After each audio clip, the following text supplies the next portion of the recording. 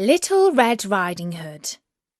Once upon a time there lived a little country girl, the prettiest creature who was ever seen. Her mother had a little red riding hood made for her. Everybody called her Little Red Riding Hood. One day her mother said to her, "Go, my dear, and see how your grandmother is doing, for I hear she has been very ill." Little Red Riding Hood set out immediately. As she was going through the wood, she met with a wolf. He asked her where she was going. "I'm going to see my grandmother." "Does she live far off?" said the wolf. "It is beyond that mill you see there." It was not long before the wolf arrived at the old woman's house.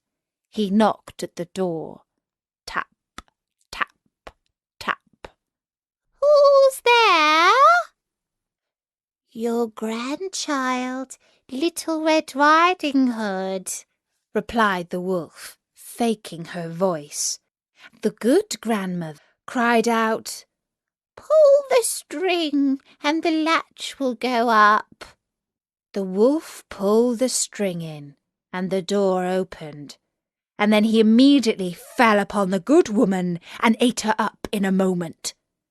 He then shut the door and got into the grandmother's bed, expecting Little Red Riding Hood, who came some time afterwards and knocked at the door. Tap, tap, tap. "Who's there?" said the wolf.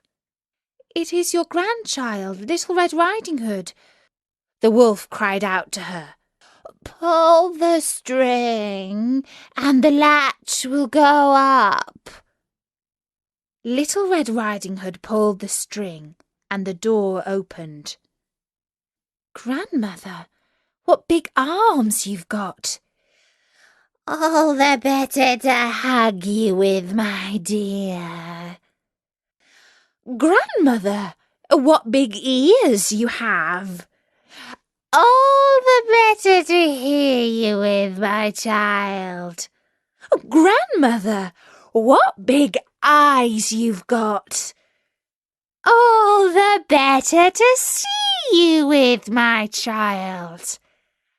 "And grandmother, what big teeth you've got!" "All the better to eat you up with."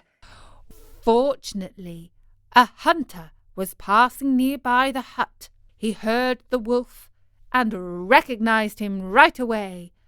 He ran over to the window. He took a good aim, and that was the end of the wolf.